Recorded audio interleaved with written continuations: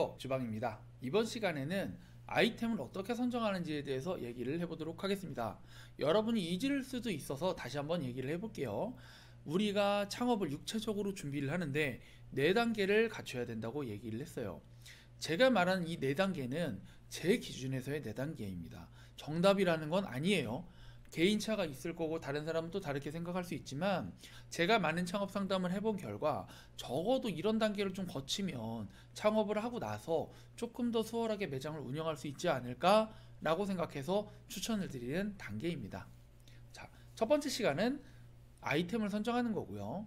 두 번째는 아이템을 선정한 다음에 그 아이템을 잘 운영을 하고 있는 매장에 취업을 하는 겁니다. 그래서 고속 승진을 하는 거죠. 세 번째는 그 안에서 동료를 좀 만드는 거예요. 그리고 네 번째는 깔끔하게 퇴사를 하고 응원받으면서 내 가게를 차리는 거죠. 이 네 번째 단계까지 거치면 여러분들은 제가 봤을 때 정신적으로도 어느 정도 무장이 되고 육체적, 그러니까 기술적으로도 무장이 될 수 있을 거라고 생각을 합니다. 그러면 여러분, 본격적으로 얘기를 한번 해보도록 하겠습니다. 과연 여러분들이 아이템을 선정할 때 어떤 기준으로 선정을 해야 되냐에 대한 겁니다.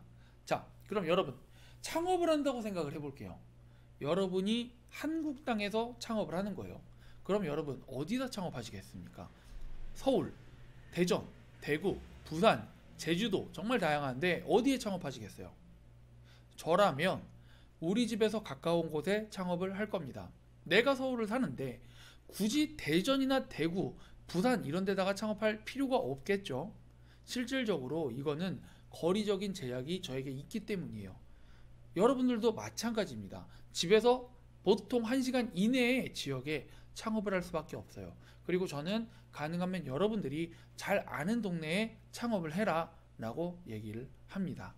왔다 갔다 하는 것도 시간이고요. 시간은 결국 돈이거든요. 어쨌거나 여러분들이 서울에 창업을 한다고 생각을 해보겠습니다. 저는 서울 사니까요. 그럼 서울에 어디에 창업을 할까? 용산구에 창업을 하겠다라고 결정을 했습니다. 예를 들어서 말이에요. 물론 이 용산구 안에서도 이태원, 보광동, 숙명여대 뒷라인 정말 상권들이 다양해요. 그죠? 거기에 맞는 아이템을 선정을 해야겠지만 보통 이 지역에 맞게 아이템을 선정하시는 분들이 없어요. 예를 들어 볼게요. 딱 지나가다가, 집 근처 지나가다가 야, 저 자리 괜찮은데? 저 자리는 초밥집 하면 딱이겠다. 혹은 저 밥집은 돈가스집 하면 딱이겠다. 이제부터 돈가스 준비해야지? 이런 사람 없죠? 보통 여러분 창업할 때는요, 내가 어떤 아이템을 할 줄 아니까 거기에 맞는 상권을 차리는 사람들이 대부분이에요. 만약에 전자처럼 야, 저 자리는 어떤 아이템이 좋으니까 저거 갖고 들어가야겠다 라고 생각을 하시는 분들은 배포가 크거나 사업성에 뭔가 약간 다른 마인드인 거예요.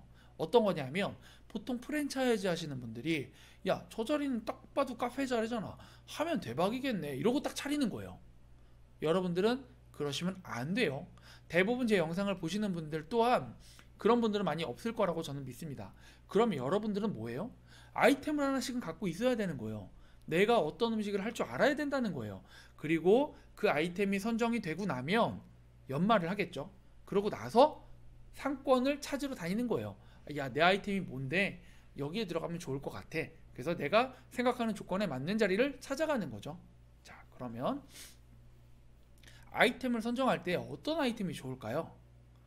되게 많죠. 한식, 중식, 일식, 그 외에 양식이라던가 종류가 더 많아진단 말이에요. 외식업 같은 경우에는, 특히 요즘 같은 경우에는 굉장히 세분화가 되어 있어요. 예를 들어 보겠습니다. 일식 같은 경우에 그냥 예전에는 돈가스랑 초밥만 있었다라고 하면 요즘에는 선술집, 꼬치구이집 이런 식으로 굉장히 세분화가 많이 되죠. 그리고 생연어 슬라이스 무한리필집도 일종의 일식집이랑 비슷한 스타일이에요. 정말 세분화가 많이 되어 있어요. 그러면 여러분 다 배울 필요가 없어요. 그 중에 여러분은 딱 2가지만 배우시면 돼요. 왜 2가지냐?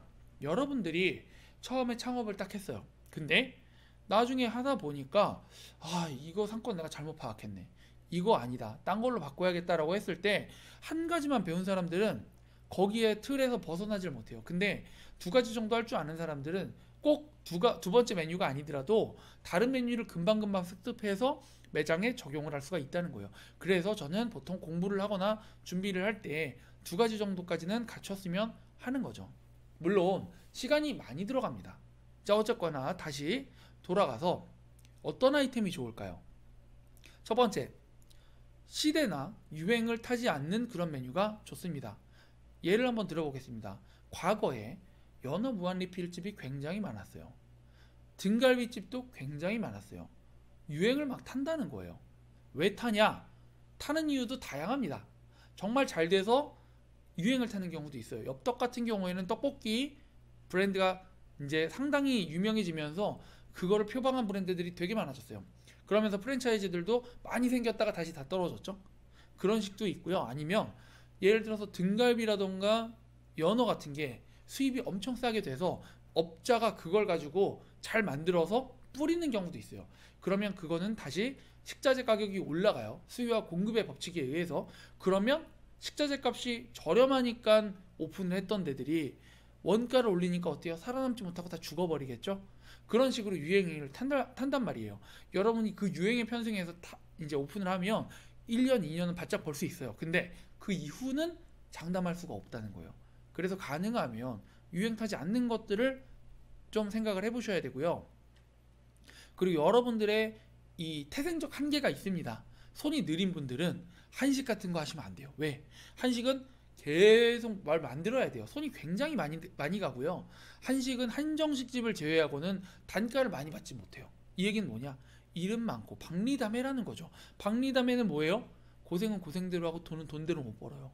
이런 것들이 좀 있습니다. 어쨌거나 이런 것들을 고려하고 여러분의 상황을 고려해서 여러분들한테 적절한 아이템을 찾으시면 됩니다. 어쨌거나 백업 플랜 두 가지 정도는 갖고 있어야 된다 라고 얘기를 한번 또 해드리고요. 그러면 여러분, 초밥집을 한다고 가정을 해보겠습니다. 메뉴가 많지만 그 중에 하나 초밥집을 해볼게요. 그러면 여러분들이 초밥 만드는 법, 초밥 주는 법, 그리고 생선 오롯이 하고 슬라이스 치는 법만 알면 창업을 할 수 있을까요? 그렇지 않다는 거예요. 창업을 위해서는 첫 번째 레시피도 필요하고요. 두 번째로는 플레이팅하는 방법도 있어요. 예를 들어서 지금 위에 사진을 보시면 그림이죠. 이 하나의 접시에 두 개의 초밥을 얹어주는 경우도 있어요. 이 얘기는 뭐냐? 회전초밥에서 많이 하는 거죠. 근데 나무 접시에다가 이제 한 세트를 올려주는 경우도 있어요. 혹은 반대로 아예 12피스를 올려주는 경우도 있죠. 굉장히 스타일이 다양해요. 또한 회전초밥도 있고요. 굉장히 고급스러운 일식집도 있습니다. 여러분이 어떤 컨셉으로 할지에 따라서 그런 운영 방법들을 웬만큼은 그래도 숙지하고 있어야 된다는 거예요. 내가 회전초밥집에서만 1년, 2년 하고서 과장까지 달았어요. 그러면 과연 고급 일식집은 쉽게 할 수 있을까요? 시스템을 모른다는 거죠. 마케팅을 어떻게 해야 되는지 모른다는 거예요. 직원 관리를 어떻게 하고 고객 관리를 어떻게 해야 되는지 몰라요. 무슨 말인지 아시겠어요? 여러분이 하고자 하는 컨셉에 대해서 어느 정도 이해를 해야 된다는 거예요. 그 기술이라는 게 손으로 만드는 그런 기술뿐만이 아니라 전반적인 운영과 관련된 것들이에요. 그러면 이런 컨셉에 따라서 운영하는 시간도 다 달라요. 그리고 운영하는 시간에 따라서 직원을 어떻게 분배해야 되는지도 다 다르다는 거예요. 이런 것들을 전체적으로 다 안다는 게 바로 제대로 안다는 거예요. 그럼 아이템을 선정하고 나서 이 정도는 다 배워야 창업을 한다는 거지. 인터넷에서 대충 보고 좀 만들어 먹어보고 해보니까 할만하네, 아니면 알바 한 3개월 해보고 야 이 정도면 내가 좀 돌아가는 거 알 것 같으니까 해봐야지, 이러면 오산이라는 거예요. 물론 할 수 있습니다. 정말 열심히 하면 3개월 안에도 다 파악할 수 있어요. 근데 사실 이 3개월이라는 기간이 아무리 열심히 해도 뭐 3년 정도 한 사람을 따라가기는 쉽지는 않습니다.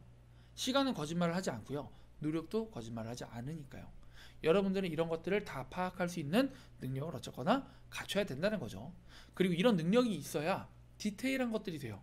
그리고 실제로 매장은요, 큰 틀이 중요한 게 아니라 디테일이 중요한 거예요. 왜? 큰 틀은 다 거기서 거깁니다.